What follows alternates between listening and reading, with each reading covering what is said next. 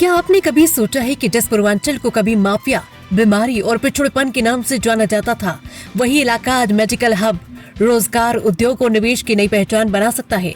गोरखपुर से मुख्यमंत्री योगी आदित्यनाथ ने ऐसा ही बड़ा दावा किया है। उन्होंने कहा कि पहले वन डिस्ट्रिक्ट वन माफिया की चर्चा होती थी, लेकिन अब वन डिस्ट्रिक्ट वन प्रोडक्ट की पहचान बन रही है। मेडिकल कॉलेज, एम्स, बेहतर सड़कें, रोजगार, उद्योग और पर्यटन। आखिर योगी ने पूर्वांचल को लेकर क्या क्या दावे किए और क्या सच में बदल गई है पूर्वी उत्तर प्रदेश की तस्वीर? आइए जानते हैं पूरी खबर। गोरखपुर में मंगलवार को बाबा गंभीरनाथ प्रेक्षागृह में आयोजित एक न्यूज चैनल के बदलता पूर्वी उत्तर प्रदेश कॉन्क्लेव में मुख्यमंत्री योगी आदित्यनाथ ने पूर्वांचल के विकास को लेकर सरकार की उपलब्धियां गिनाई और विपक्ष पर जमकर निशाना साधा। अपने संबोधन में मुख्यमंत्री ने कहा कि एक समय पूर्व उत्तरी प्रदेश की पहचान माफिया और मच्छर से होती थी। माफिया के कारण कानून व्यवस्था की समस्या थी, जबकि मच्छरों से फैलने वाली बीमारियों के कारण भी ये क्षेत्र लंबे समय तक प्रभावित रहा। योगी आदित्यनाथ ने दावा किया कि अब हालात बदल चुके हैं और पहले जैसी स्थिति दिखाई नहीं देती।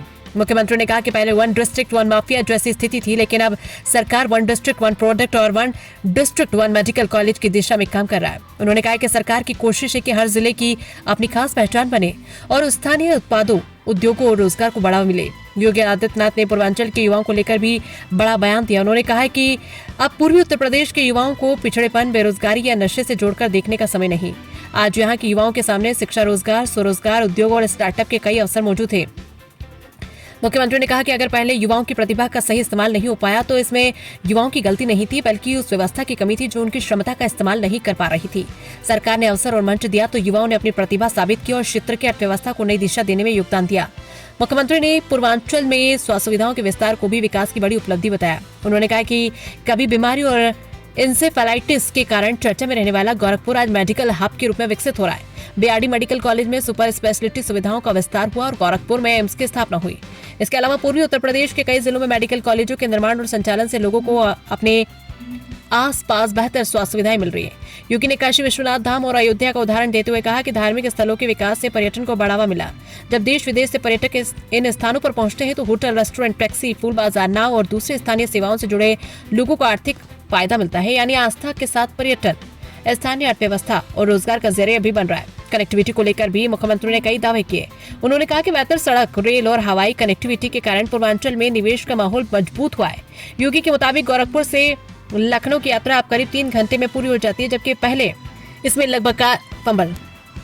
योगी के मुताबिक गोरखपुर से लखनऊ की यात्रा अब करीब 3 घंटे में पूरी हो जाती है, जबकि पहले इसमें लगभग 8 घंटे लगते थे। वहीं गोरखपुर से वाराणसी की यात्रा भी करीब 2.5 घंटे में पूरी की जा सकती है। उन्होंने गोरखपुर की हवाई कनेक्टिविटी का जिक्र करते हुए कहा कि जहां पहले सीमित उड़ानें थी, वहीं अब यहां से कई उड़ानें संचालित हो रही। निवेश और रोजगार को लेकर मुख्यमंत्री ने दावा किया है कि पिछले 9 वर्षों में अकेले गोरखपुर में हुए निवेश से करीब 50,000 युवाओं को रोजगार मिला है। उन्होंने गोरखपुर के फर्टिलाइजर कारखाने, पिपराइच और मुंडेरवा चीनी मिल, कताई मिल और खजनी के कंबल कारखाने जैसे उद्योगों के दोबारा शुरू होने का भी उल्लेख किया। मुख्यमंत्री ने कहा कि बेहतर कानून व्यवस्था, सड़क, रेल और हवाई कनेक्टिविटी से दूसरे राज्यों के उद्यमी भी उत्तर प्रदेश में निवेश के लिए आगे आ रहे हैं। उनका दावा है कि इससे स्थानीय स्तर पर रोजगार और कारोबार के अवसर बढ़े हैं और युवाओं का दूसरे राज्यों की ओर पलायन कम हुआ है। योगी आदित्यनाथ ने उत्तर प्रदेश की अर्थव्यवस्था को लेकर भी बड़ा दावा किया है। उन्होंने कहा है कि पिछले 9 वर्षों में राज्य की अर्थव्यवस्था और प्रति व्यक्ति आय में करीब 3 गुना वृद्धि हुई। साथ ही उन्होंने अगले 3 वर्षों में उत्तर प्रदेश के लिए $1 ट्रिलियन की अर्थव्यवस्था की दिशा में ले जाने का लक्ष्य बताया। राहुल जी और अखिलेश यादव जी, आप पता नहीं पढ़े लिखे हैं या नहीं है। आपके वक्तव्य, आप लोगों के द्वारा कही जाने वाली बातें कभी कभी हास्यास्पद होती हैं, आप लोगों को कटघरे में खड़ा कर देती है। लेकिन मैं आपसे कहना चाहता हूं, एम्प्लॉयमेंट के लिए स्किलिंग चाहिए। आज के नौजवान की जो हमारे पास डेमोग्राफिक डिविडेंड के रूप में 56 से 60% युवा जनशक्ति है, इसकी स्किलिंग के लिए कार्य किए जाने की आवश्यकता थी, जो डबल इंजन की भाजपा की सरकार ने आगे बढ़ाया है। उसकी स्किलिंग हो रही है, उसके लिए एम्प्लॉयमेंट की व्यवस्था हो रही है। स्टार्टअप का एक इकोसिस्टम तैयार किया गया है। ये IIT, IIIT, IIM, AIIMS, medical college की श्रृंखला, एक स्किल डेवलपमेंट सेंटर की श्रृंखला, इन्हीं नौजवानों की स्किलिंग का और इनके लिए अपने भविष्य को उज्जवल बनाने का एक माध्यम बना है। आपके समय में मेडिकल कॉलेज नहीं थे, आप लोगों ने मेडिकल कॉलेज बनाने में रुचि भी नहीं ली, तो बच्चा लेता एडमिशन कहां लेता? आज आप राजनीति कर रहे हैं, केवल राजनीति कर रहे हैं, उस नौजवान के साथ न्याय नहीं कर पा रहे हैं।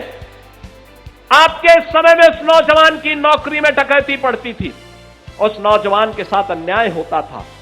आज बहनों और भाइयों, हम लोगों ने तय कर रखा है, अगर नौजवान के भविष्य के साथ किसी व्यक्ति या संस्था ने खिलवाड़